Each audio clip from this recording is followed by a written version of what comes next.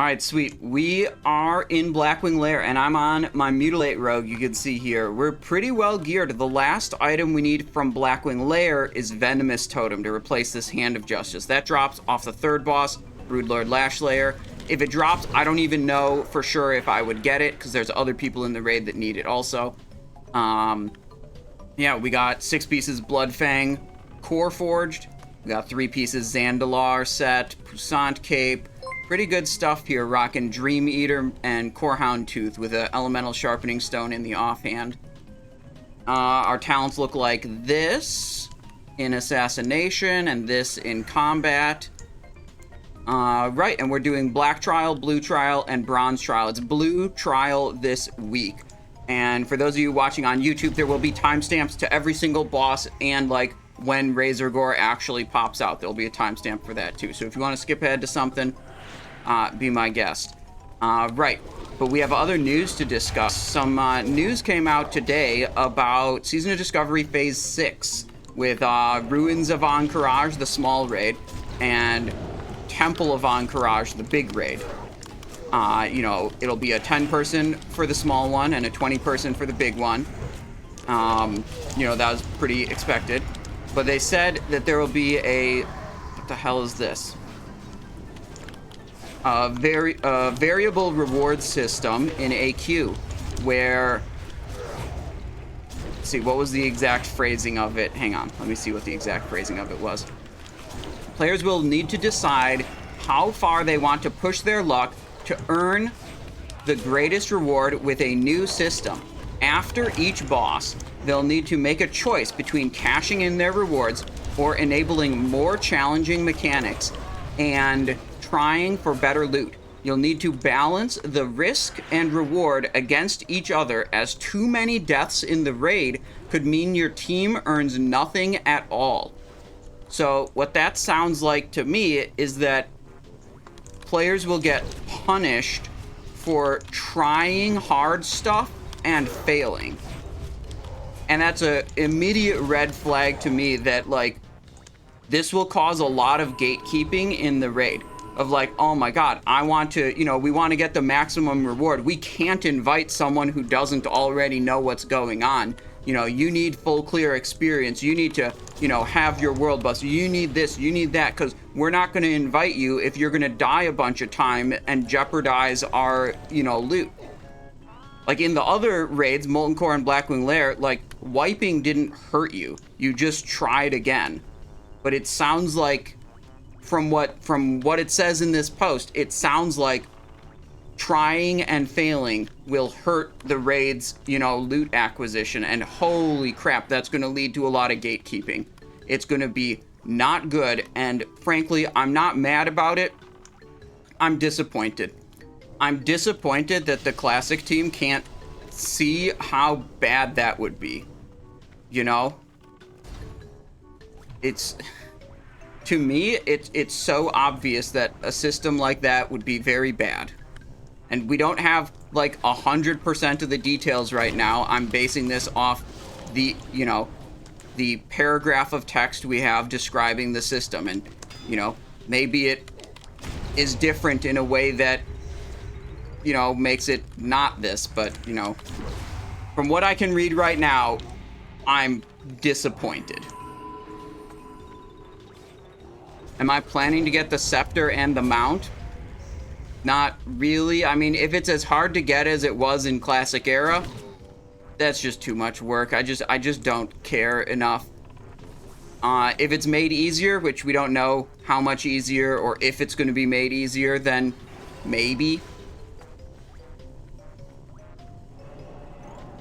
Fighting over cashing in or not. Yeah, that's another thing. It's like, one person might want to cash in, another person might not want to cash in. And then you could also have, like, someone ninja cash in. Like, you can ninja destroy or remove the... Hang on. Let me just do the boss right now. Let me crank this boss real quick.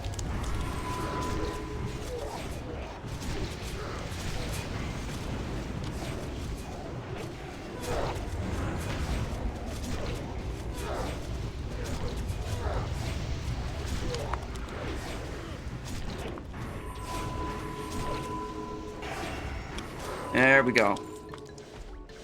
Not the best, but okay. Reboon.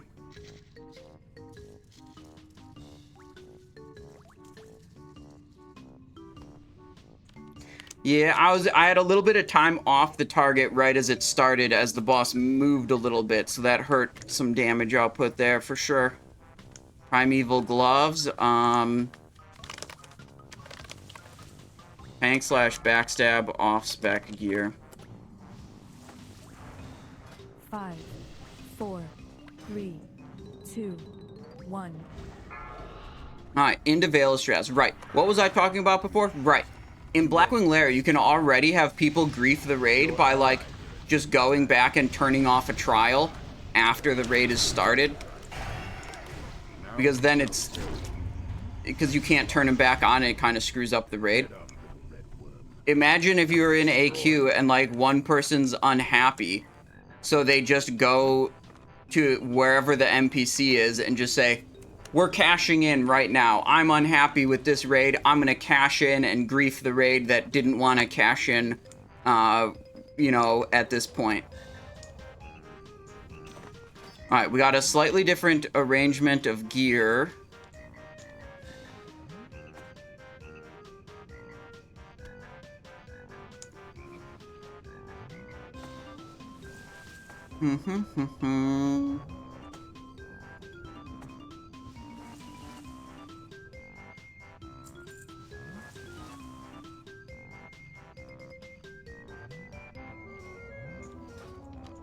Okay.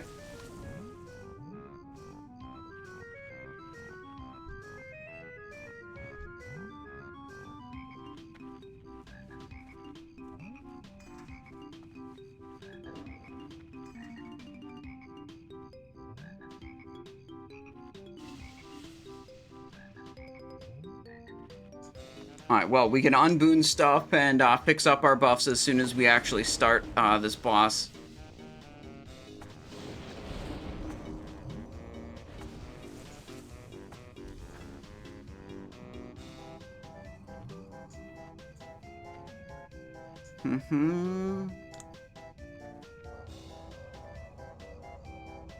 They're saying 3 minutes on their diamond flask, so we're gonna wait a little bit, I think.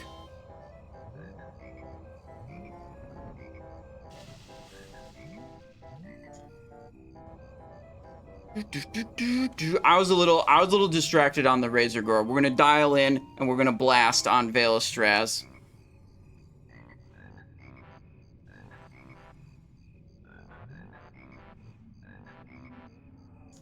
Master level trolling from Blizzard. What if there's some reason that they want people to stop playing Season of Discovery? What if they want people to play on the rumored fresh hardcore servers? So they're intentionally making bad content a bad loot system for Season of Discovery. They're not that. No, there's no way. There's no way.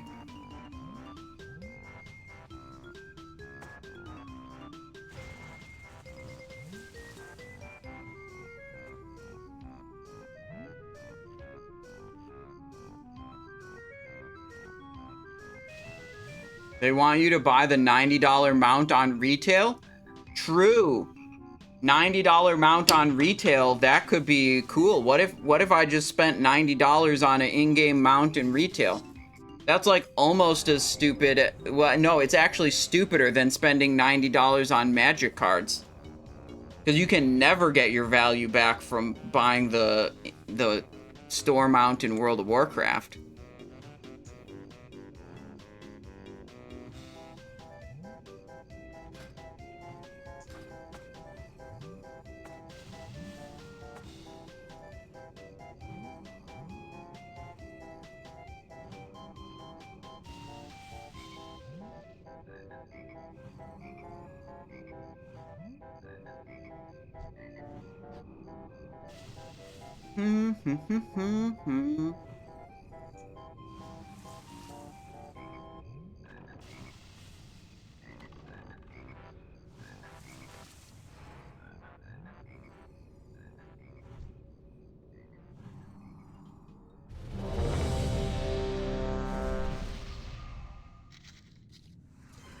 Alright, there's doing the stuff now. We're actually going. Food buff, unbooned, we'll chili up. Activated my ground scorepock assay. There's the food buff, there's the chili. I think we're good to go now. I beg you, mortals, flee! Flee before I lose all sense of control. The black fire rages within my heart. I must release it! Alright, here we go.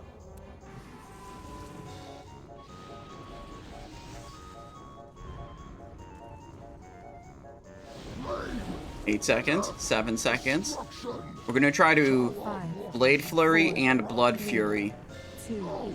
I must fight this! Vaelestrasz, help me! I must fight!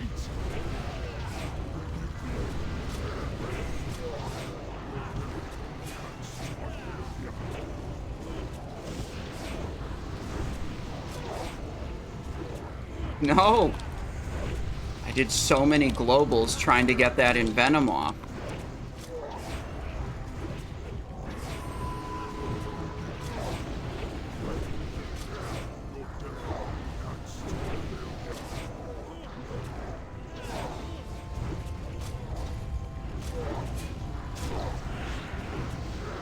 No burning adrenaline yet.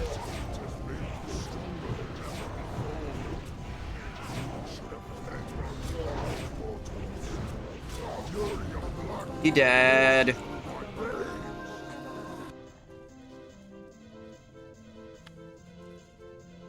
That was pretty good, I think, considering didn't get burning adrenaline.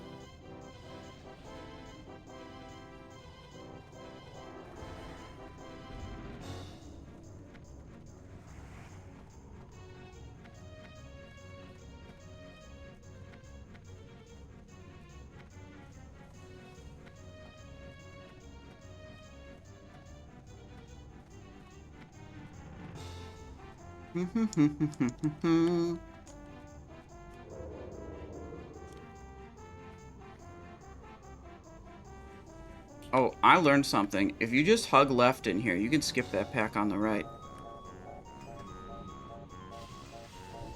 I don't trust Choi. But the other 19 people, yeah.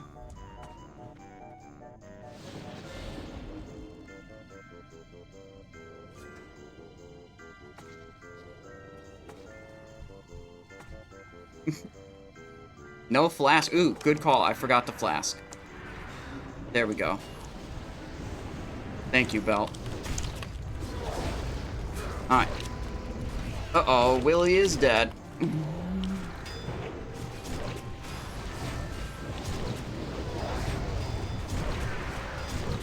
Yeah, I learned this in one of my pugs, actually. That you can just skip this pack if you want to.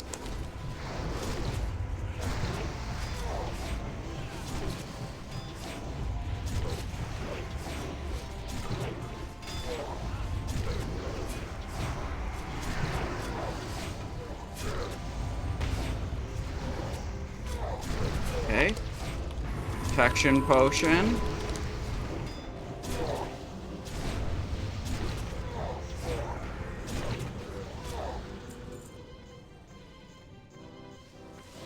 All right. Really, the best thing to do is, whether you skip that pack or not, is to do these trash packs, either one or both of them, while you still have Essence of the Red from Vaelestrasz. That's like the really actual good thing to do.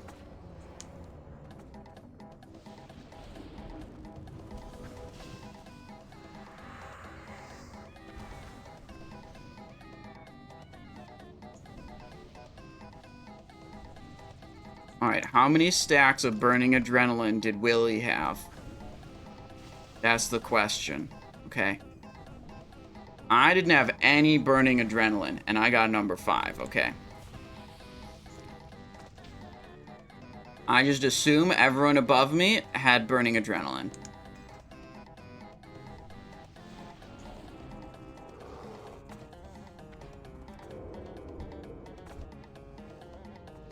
Alright, we're engaged. Fireball volley. Fireball volley. Let's kill the thing. It's the second kill target. I'll just kill this, I guess.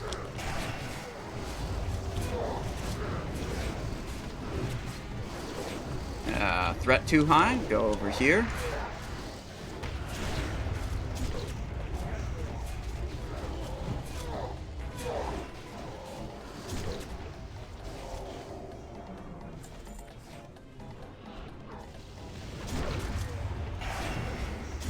Yeah.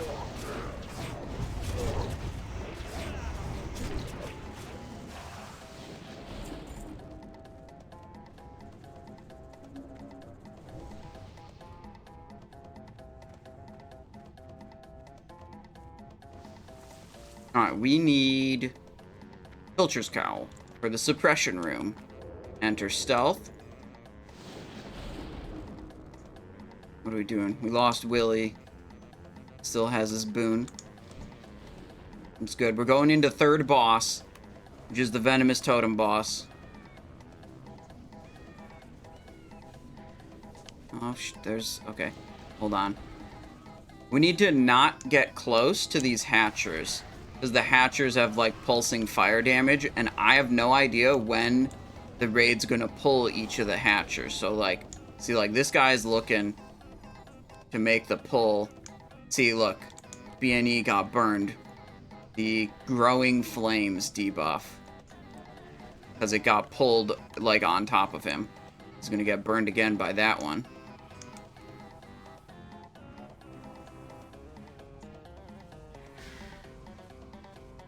How's this one gonna go?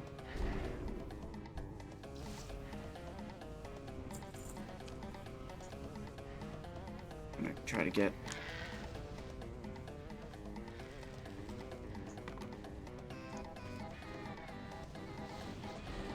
There we go. Got past that one. Got that one.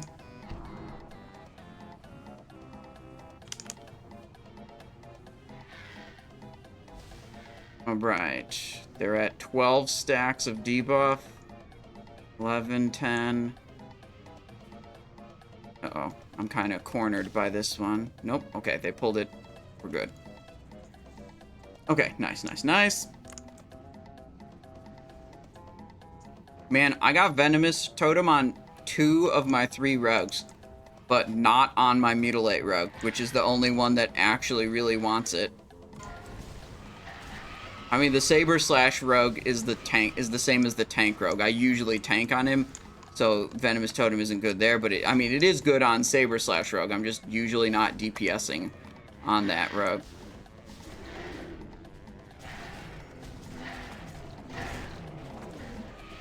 Taskmaster.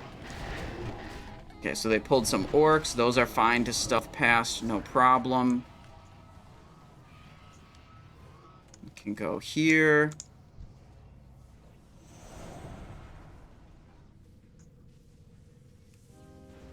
Oh, he's coming. He is coming. Get out of here.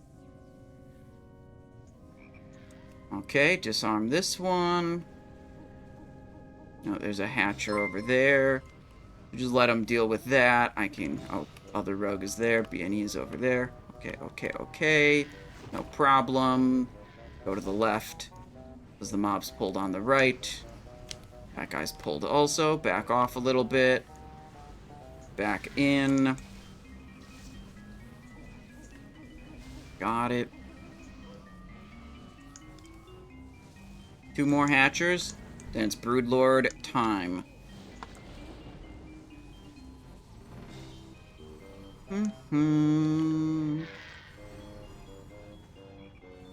Now I think we're good, basically. We're good to 5. What's up with my gear selection, though? Ah, the cloak. Yeah, okay. Good. Switching the cloak back. It shows this icon when it's not one of my predetermined sets, so you know something is off if it's showing that icon.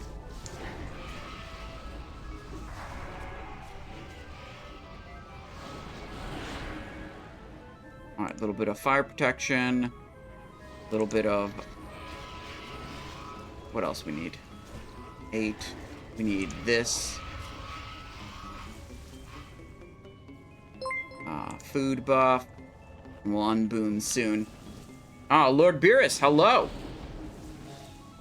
Thank you for the raid. You caught us in the middle of a Blackwing Lair. We got a Molten Core after that, and a Prince Thunderen after that. We got plenty to do here, and it's all going to be on this character here, Simonize Her, big Mutilate Rogue. How's it going? How was your stream today?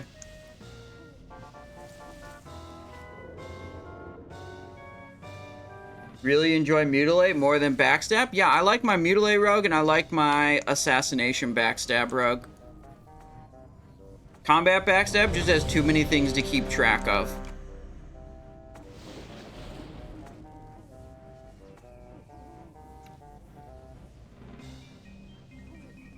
Gotta unboon, actually.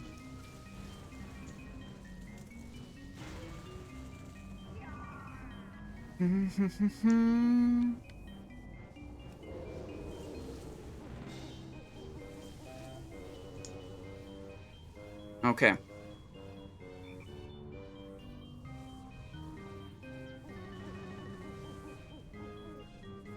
Unboon canceled? Wait. Oh, shit, good calls. Yeah, I thought I unbooned. There we go. Thank you, Greg Fork. I would have missed that.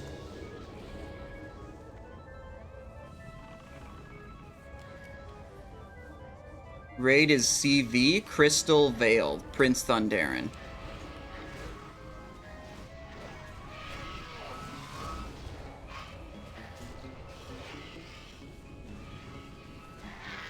The boss, you used to only kill him just for Thunder Fury, but now you just get to kill him every week, and he drops a whole bunch of different new stuff. Fat loot you're going for today? Well, this boss right here has the only piece of loot in Blackwing Lair that's still a, like, main spec upgrade for us. And we need Venomous Totem. If it drops, I don't even know if I'll get it, because there's multiple people in the raid that do need it. 4, 3, 2. So we'll 1. see.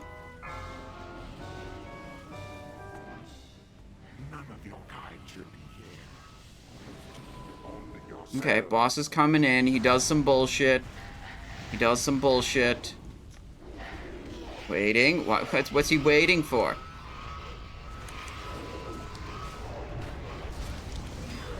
The hell, my camera got effed up. What's going on? Okay, something's not according to plan. Yeah, there we go. Now we're in the position we're supposed to be in.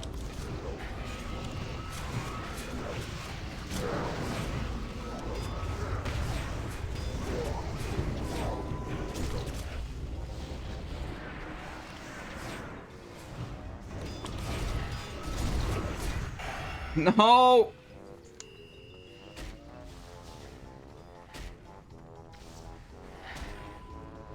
Well, that was completely ruined. Too much time lost.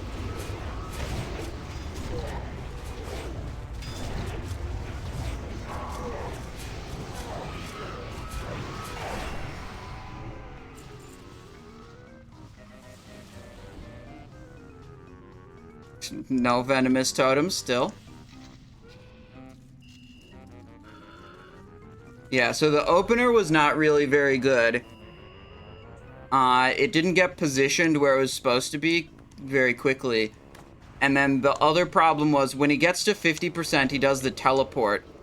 You want to have someone pre-positioned over here who is not the main tank. Basically, at 50%, he teleports from wherever he is to right here.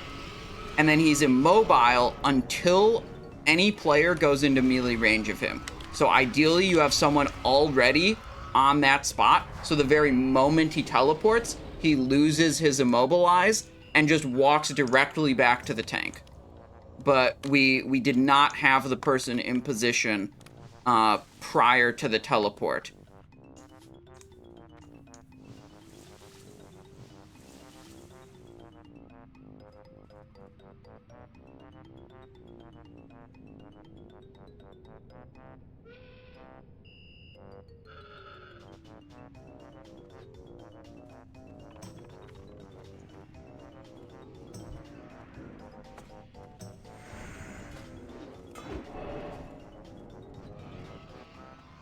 You sure it has to be a player? I living bombed him last time we did it.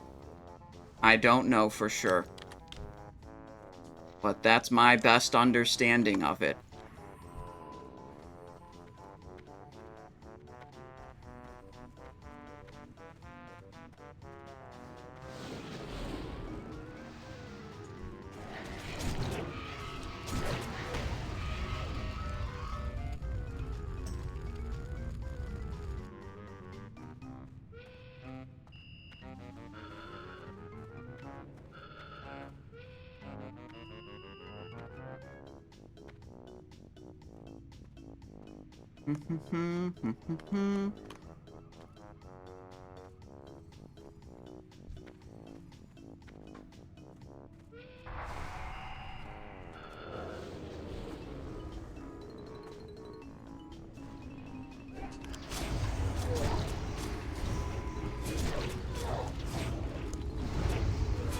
Alright, moving on to Firemaw.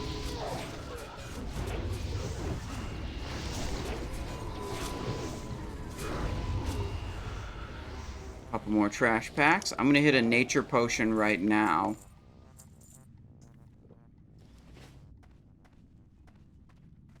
You can hit a nature potion right now to prepare for Firemaw.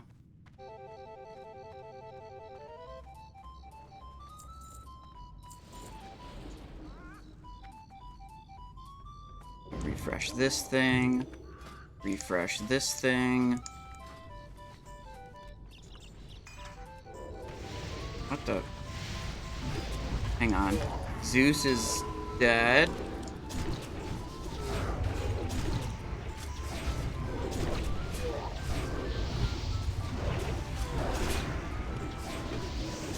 Rip.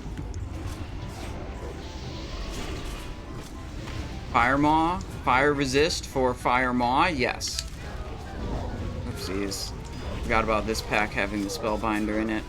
The first pack doesn't have Spellbinder, but then all the subsequent packs have at least one, and some have two.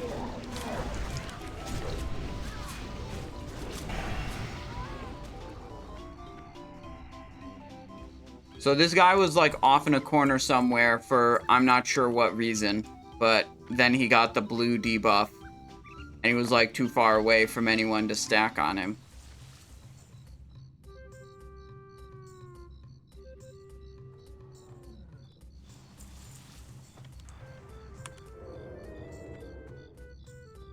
But basically every time we kill Broodlord, there's a handful of people in the raid that are stuck in combat for it's a bug. And they can't reboot their buffs, so they have to like log off or whatever, or figure something out. And they always have a fucking problem.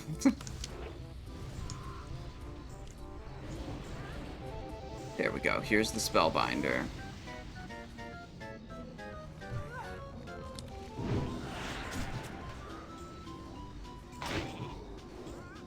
Ooh, I have no kick, no kidney shot.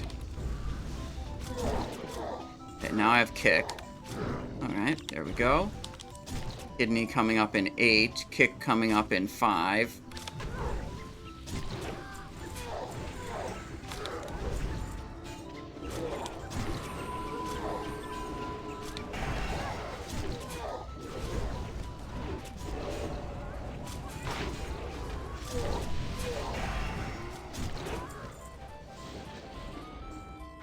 Alright, Firemaw set.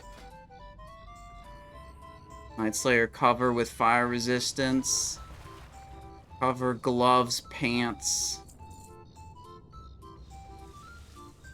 Shoulder pads and boots.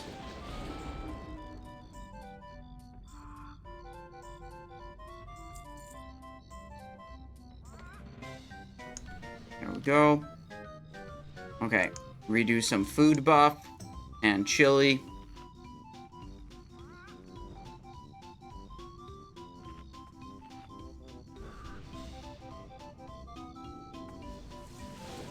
They're saying don't run fire resist. They're saying it's okay to not run fire resist. Okay, so let's do a slightly more conservative set. If the raid leader doesn't want us to stack fire, it says we don't have to stack fire resist, then we'll go with a significantly lower resistance set. There. Higher damage, lower resistance. We'll see how this goes.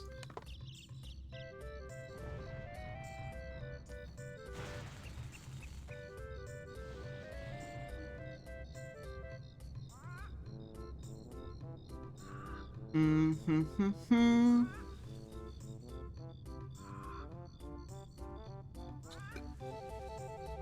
2 minutes? Excuse me. Let's see. Chili.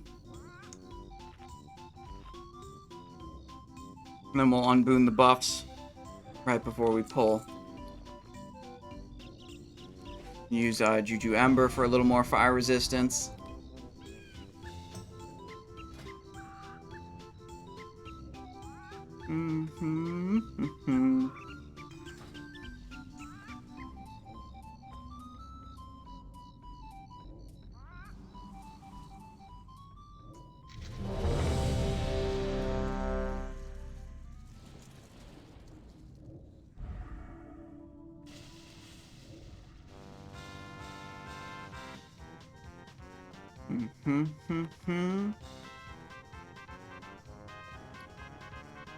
I think I'm more likely to need to refresh the nature potion mid-fight than the fire potion. I'll put that on my bar.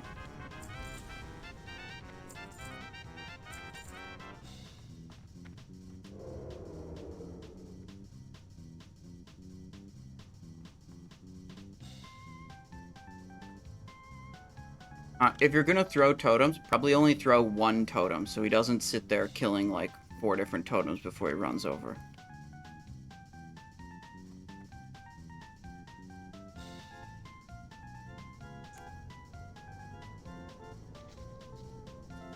Alright, here we go. 20, well, here we go in 17 seconds.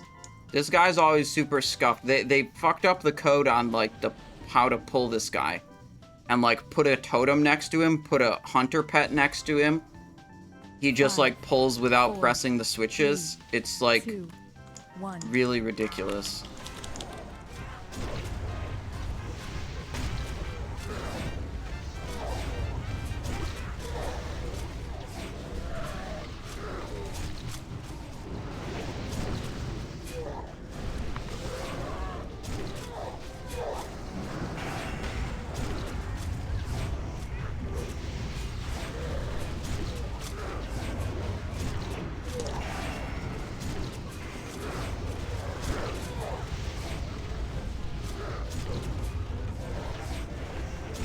Stacks of fire. Yeah, this is a lower fire resist setup.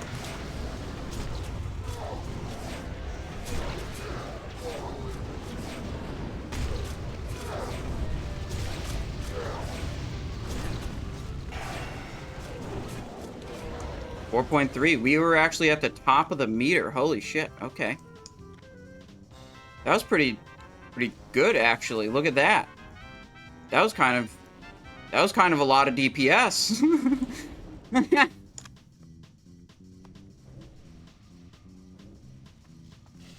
Alright, what's the loot? Primeval Leggings, Cloak of Firemaw, Shadow Wing, Focus Staff. Shuramar, yeah, Shadow Priest right there. Cloak of Firemaw. Primeval Leggings.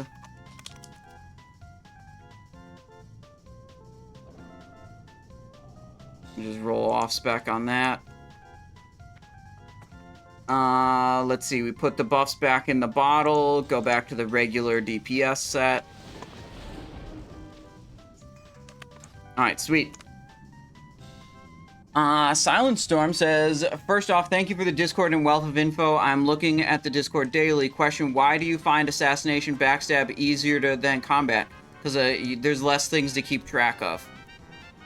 I don't like micromanaging, you know, 3 different buff timers, a proc timer that makes me, or a proc that makes me have to press a different button, and, you know, my combo points, my energy, my, like, it eventually gets to be too much. I much prefer simpler rotations.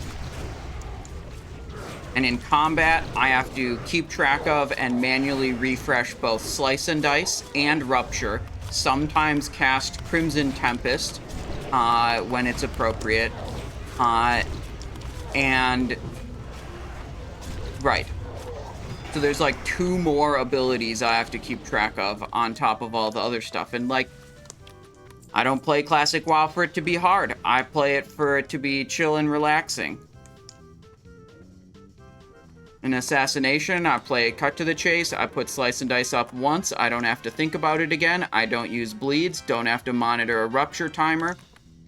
Pretty much only have to worry about my Cutthroat procs as Assassination Backstab.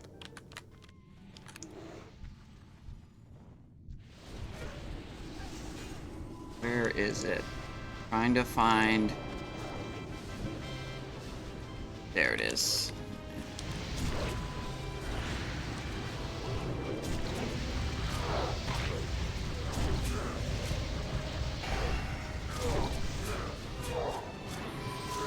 Spellbinder. Spellbinders are my job on these packs.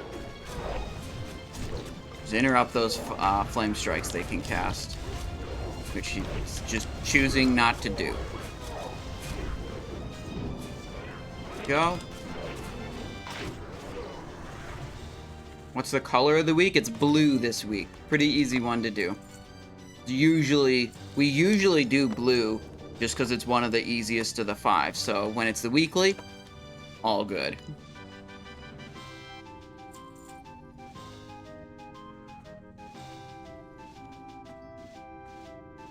Oh yeah, we're supposed to be like down here.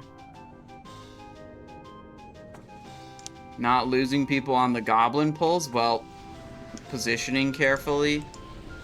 I mean, you want them to all, like, go around multiple different line-of-sight barriers before you engage them, so they're all nicely stacked. Another thing is constantly moving is helpful. The way the bombs cast by the goblins work is when they start casting it, they choose a target, and they cast it at that at the location of the target when they start casting. So if you're constantly moving around, you're just not going to get hit by them very much, because there's a big delay between when they start casting and when it actually deals damage. And, you know, if you're moving around, you know, you're not going to get hit by those. Well, unless you move into the location someone else was 2 seconds ago, you know, and happen to be targeted. But generally, constantly moving is going to be helpful. So you're going to lose all your casters, is what I'm telling you, because they're going to refuse to move because they need to stand still while casting, and then they'll just complain that they died.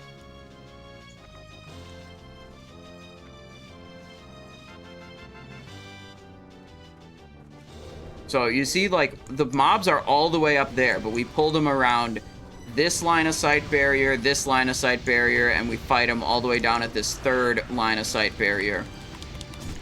And it's a little slow, it's a little annoying to not move up and just have the mobs dragged back to you constantly, but it's the way it is.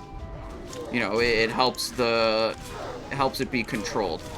What's especially problematic is if you try to fight them on these ramps here, you end up with line-of-sight problems. Like, if your healer is standing here, and one of your stupid casters decides, like, oh, I gotta hit maximum targets with my AoE, and goes up the ramp and over the top ledge onto the second flat platform, they're gonna be out of line of sight of the healer who's standing down here. So, like, if you try to fight them and say, like, oh, stay on the slanted part of the ramp, or the bottom side, it's probably not going to work, because probably people are going to greedily go up onto the top platform and then cause line-of-sight problems. You basically just have to anticipate, like, that your raid players aren't going to follow the directions you give them. And you gotta set them up in a way that, like, even if they play greedy, it's not gonna cause, like, catastrophic problems. Like, if someone goes around the corner here and, like, greeds and runs in, they're not gonna cause, like, line-of-sight problems with the healers, right? Because there's no, you know, the healers are standing here, and, like, they're not immediately out of line of sight if they go forward just a little bit, right?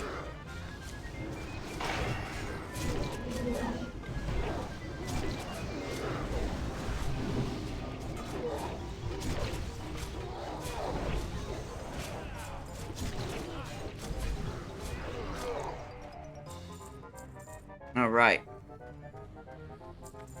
Zumi CV is Crystal Vale. That's where you fight Prince Thundarin.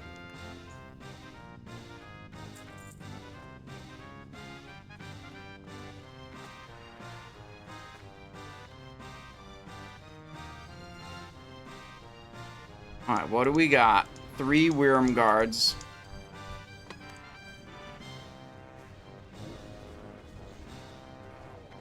Oh, there's a Spellbinder up here? Okay, whatever.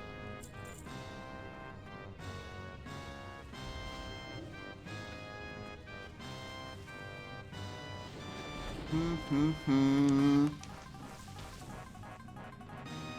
wonder if we're gonna make it through this raid alive. World buffs intact.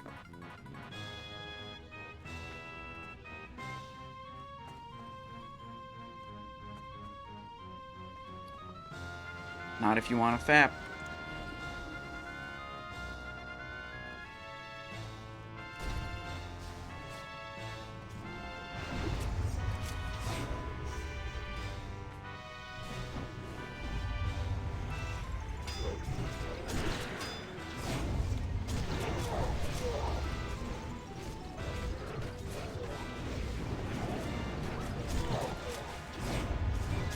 Alright. They're trying to do battle chickens now to get some battle squawks to do Ebonroc and Flamegor. They're gonna do them on this Master Elemental Shaper guy, but it accidentally got pulled with these Draconids.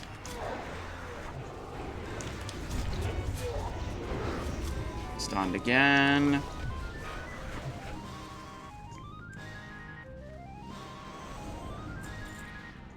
Alright, so we can immediately start hitting protection potions. We want Shadow Protection and Fire Protection Potion.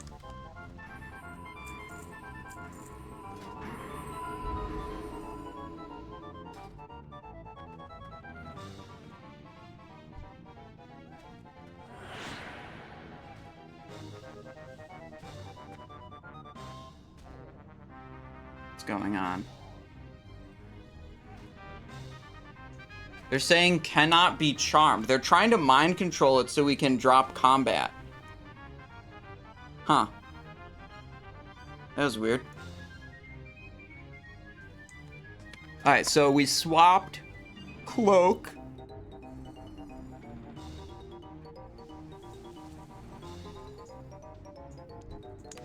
And we're gonna stack these two together, cleave them, and kill them. That's gonna be the plan.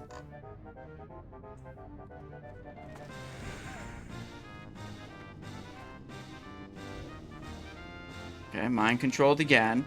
So this is some cringe stuff. Battle chickens, if you don't know, are an engineering item.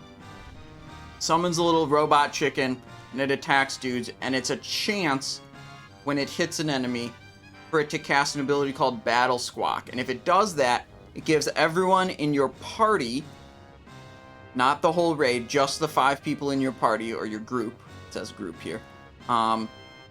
Gives a Battle Squawk buff, which is a 4-minute buff that gives 5% increased attack speed, which is a pretty substantial amount of increased damage output, and you can get multiple of them at once.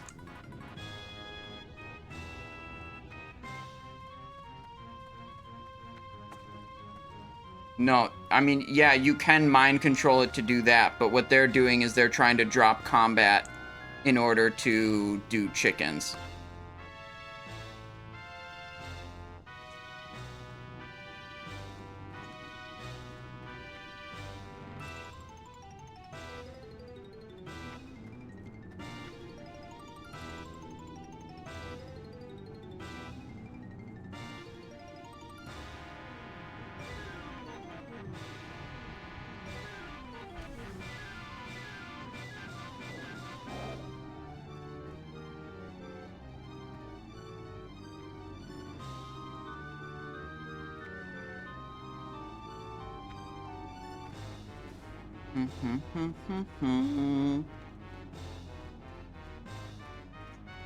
Alright, they're talking about strategy.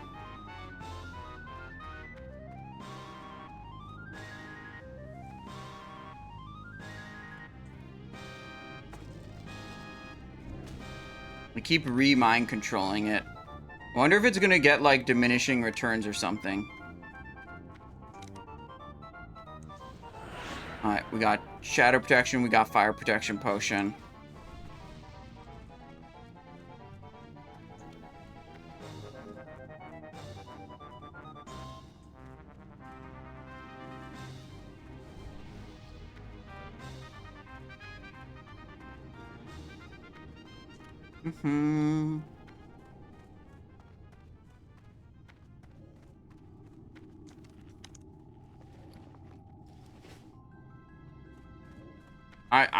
They're still talking strategy. I really hope they just pop the chickens, we do the chicken thing, and then we pull the boss.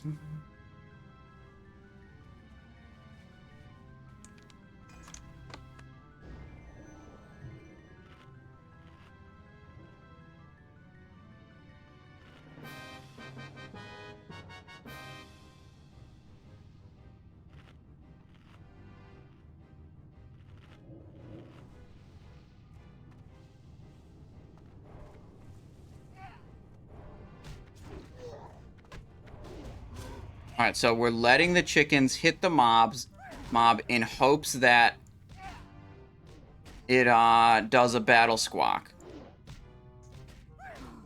1, 2, 3, 4, 5 chickens.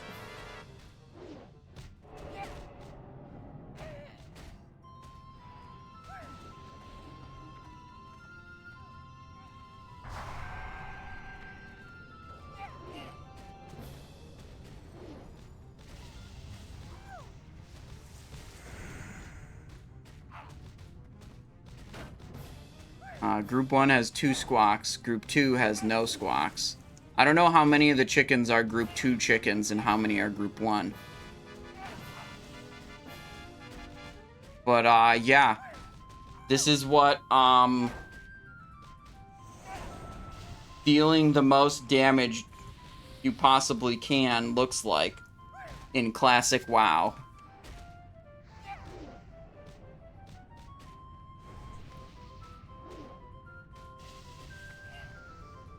They got enough stacks. Just stay over here.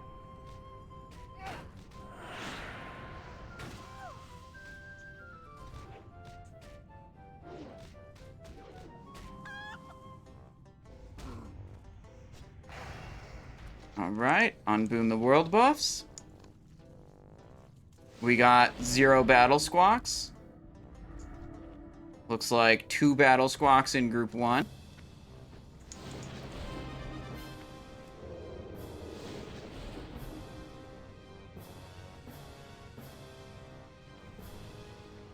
Okay.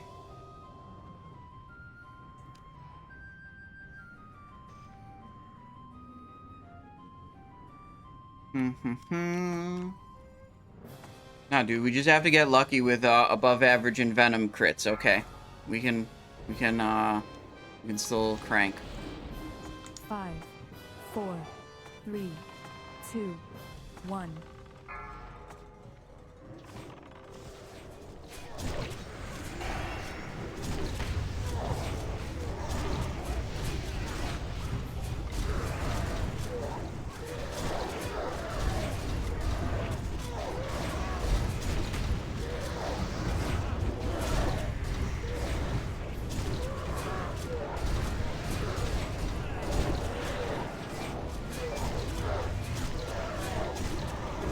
That was bad execution. I kind of fumbled a lot of buttons there.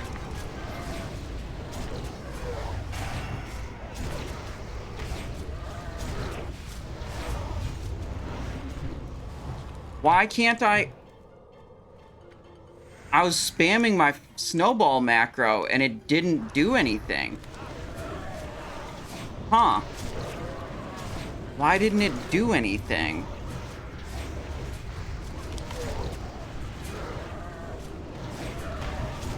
Huh. I'll have to investigate that. That was supposed to counter the knockback effect. Still ended 4th.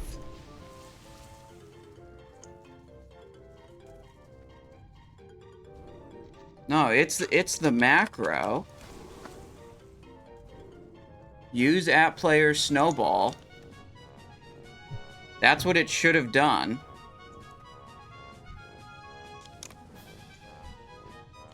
Yeah, that was a unfortunate.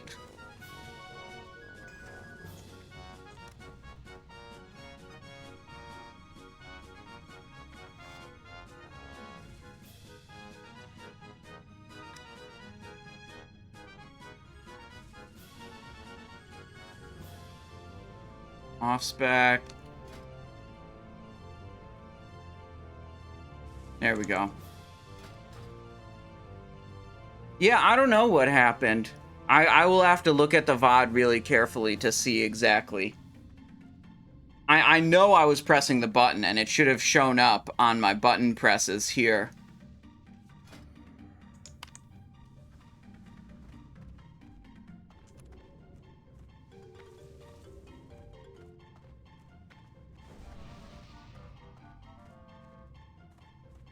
I think you can use a lip to be immune to it also, but I was saving the potion cooldown to be like another protection potion, which I didn't end up using.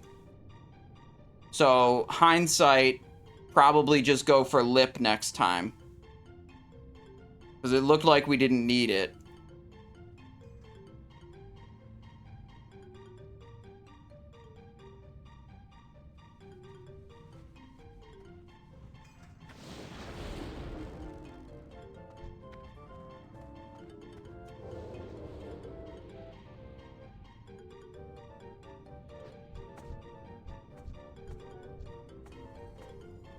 Alright, Death Talon, Wormguard, then we got Chromaggus, then we got Nefarian.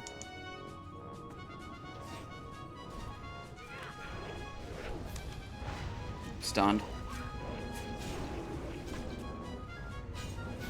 I think I was mashing the snowball hotkey, like, throughout, like, while I was midair, right? Like, I was mashing it a whole lot, and it just wasn't hitting. I'll have to check to see exactly what happened.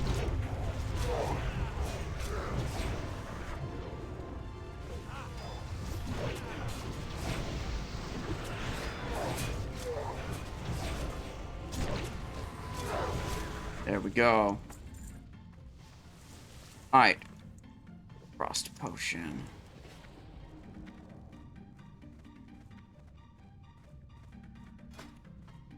This can go back to Puissant Cape.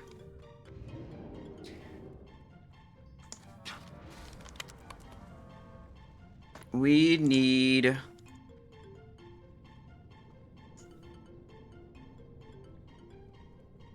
Announce Frenzy.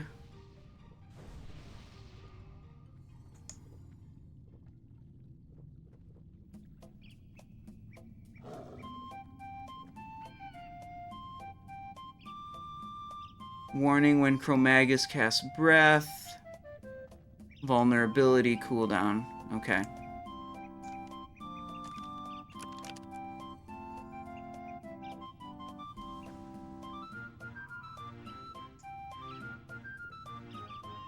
Yeah, I tried to make these work, but my own weak aura is not so great.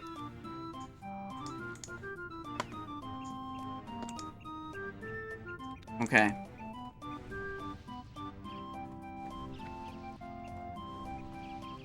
One thing we want to do on this boss is when it's not a nature vulnerability, we want to press Eviscerates and Crimson Tempest instead of Envenom.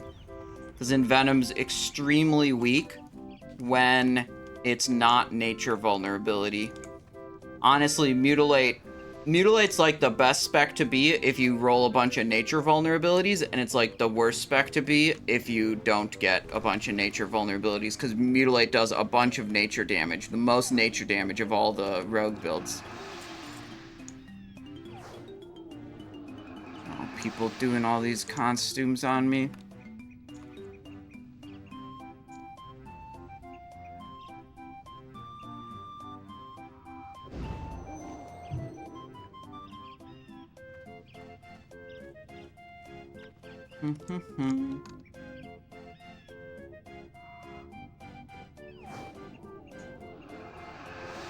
Cancel. We can't have any of these buffs on us. Some of those costumes silence me, and while not many rogue abilities count as spells, a couple of them do. One of them that counts as a spell is activating Renataki's Charm of Trickery. You can't do that while you're silenced.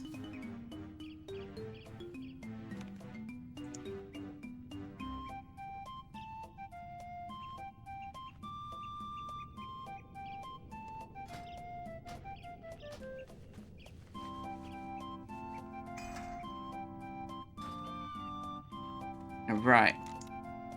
Bat and Wisp is the silence form. I'm just gonna cancel all of them. I don't know.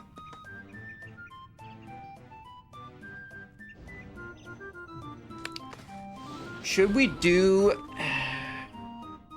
Carnage? If we are basically planning on... I think we should do Carnage.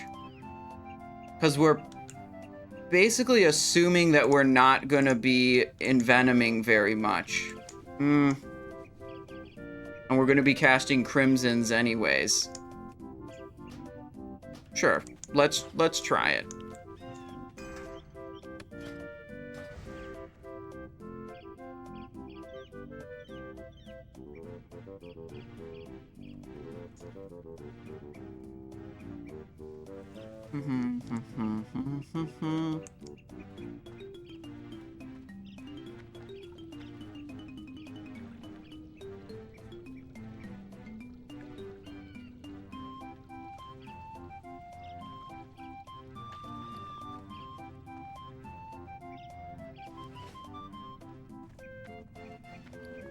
What's the lip for? They said I need to have lip on my bar.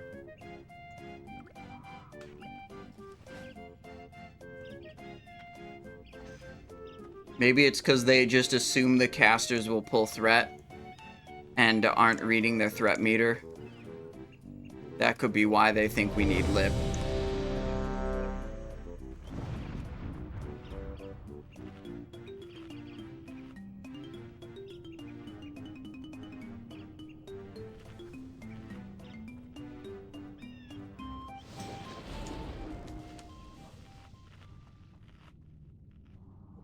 There we go. All those are up.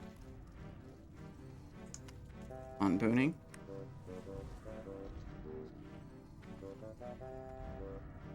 There we go.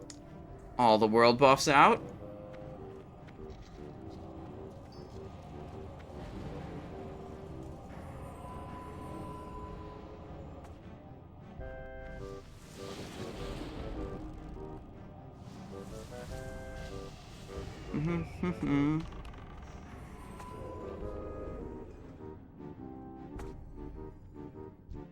This is going to be scuffed. They just said the casters are allowed to pump as much damage as they can, assuming they have a lip for when they pull threat. It's like, what happens when the lip fades?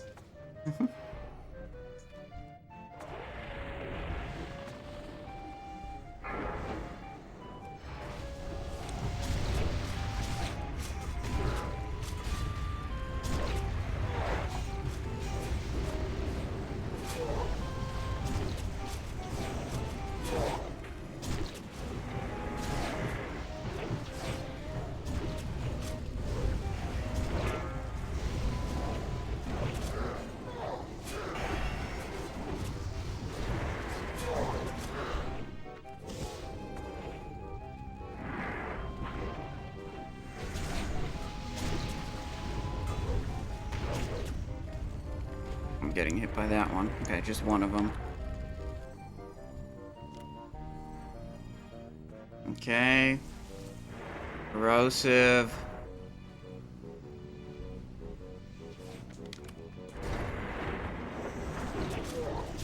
Time lapse, kind of unlucky. Not what you want.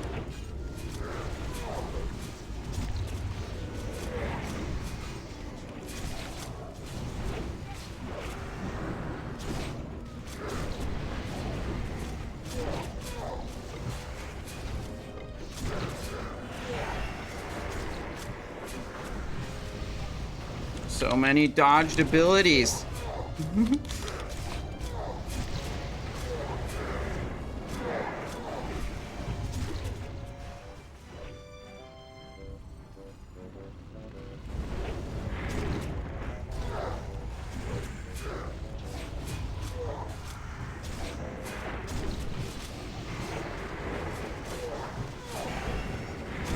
Where's the vulnerable? Oh, arcane vuln. I see. It's kind of overlapping some of my other UI elements.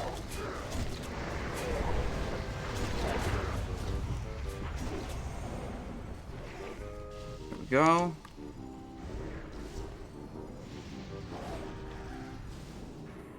Time lapse. Corrosive acid. Ignite flesh.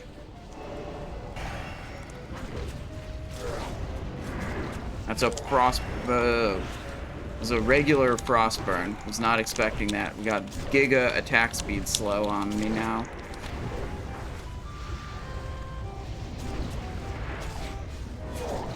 No time lapse. Did not dodge it. Vulnerability is frost now.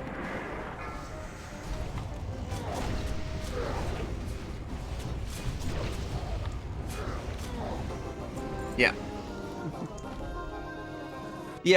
Yeah, so that was just, I mean, we got, I'm pretty sure we had 0 nature vulnerabilities, so unlucky.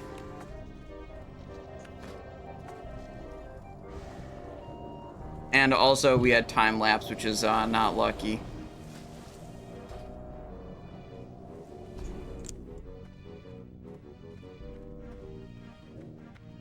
That was a cold blood eviscerate. Ah.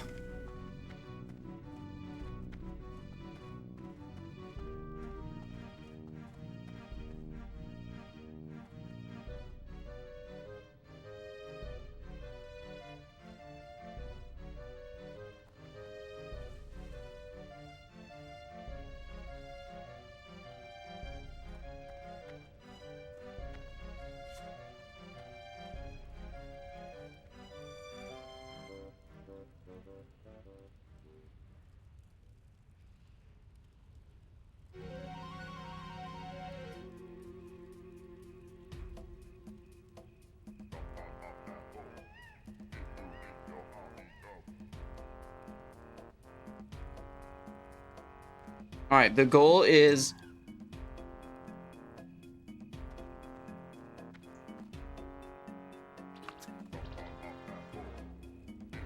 they're saying we're gonna try to kill the Draconids like right on their spawn point. And then when they get resurrected as skeletons during Nefarian, we're gonna just ignore them. And they're gonna be far enough away that they walk slowly into the raid, and we can just kill the boss before we have to lose any DPS to kill the ads.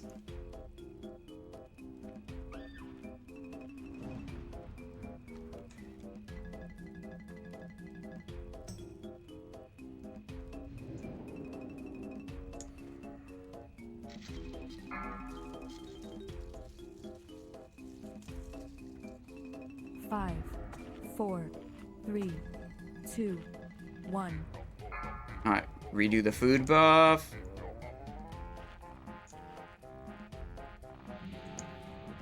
Let the game.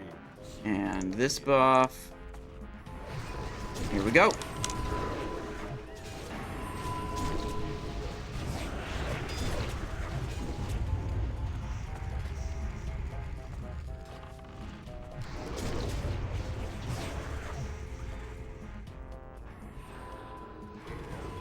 Gubby says, curious to what they announce on November 13th. Yeah, that'll be interesting. I did read that the broadcast will be encouraged to be restreamed. So we'll probably just start the stream watching that broadcast, see what they have to say, and then go off do whatever else we're gonna do for the day.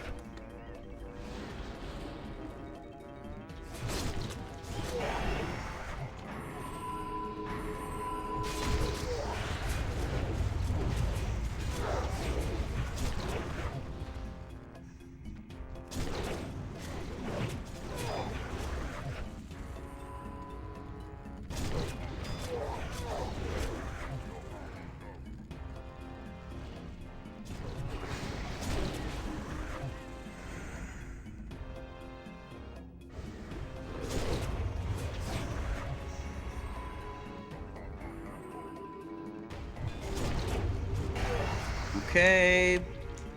November 13th, Hardcore Classic. It's just some, like, announcement stream thing that World of Warcraft is doing.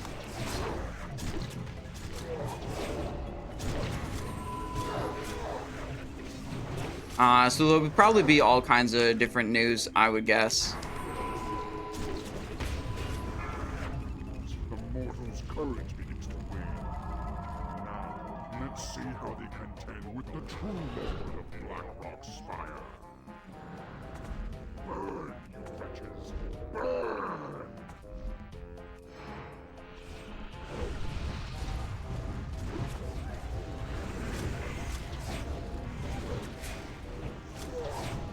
I still have Carnage equipped. Okay. We're playing Mutilate Carnage now.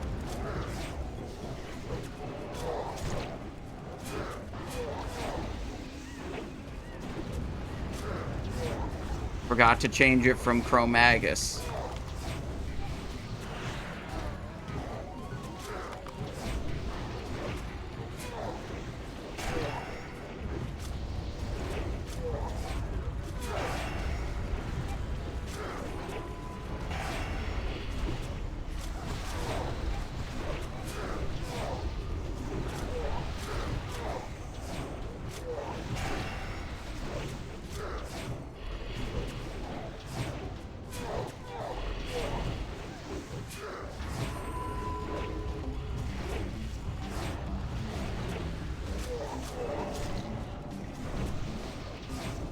Waiting for a bellowing roar to happen. Stunned slightly. Shadow Flame moving slightly. Too late again. I went for the Vanish. I keep trying to Vanish the Fear. But I was too late with my Vanish cast.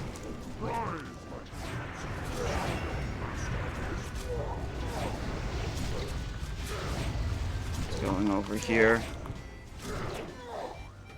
Stunned. Evasion.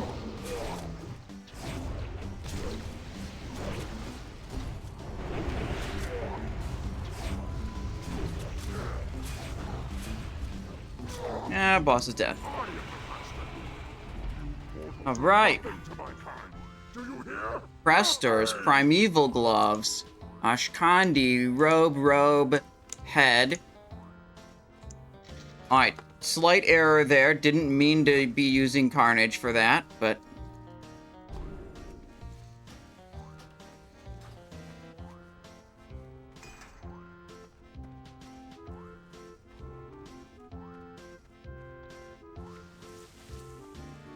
we got stunned a couple times by the, like, warrior class call, the spinning weapons or whatever.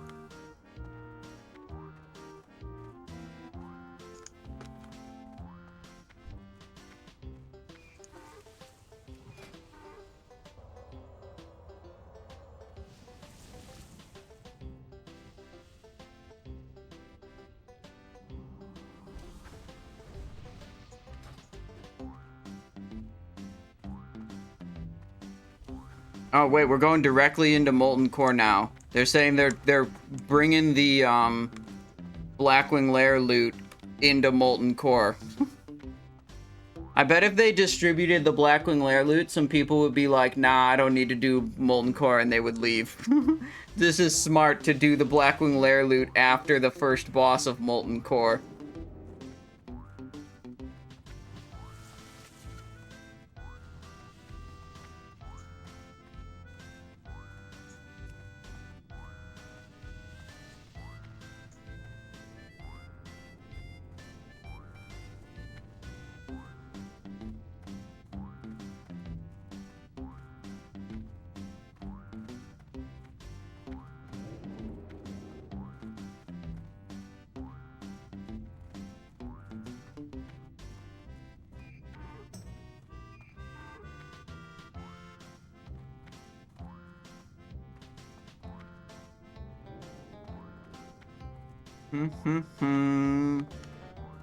Well, we need to get a Band of Acuria. That's what we need. out of Molten Core. And if we do Heat 3, we're going to get 3 chances at it. Ragnaros, Molten Core Meatball Boss, and Shazra can all drop it.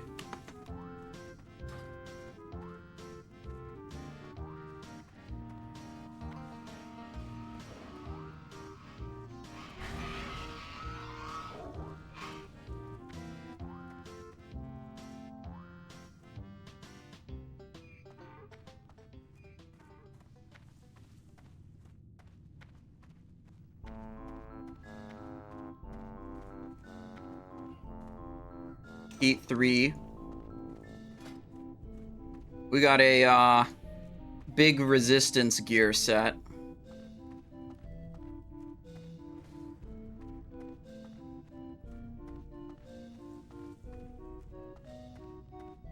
Mm-hmm.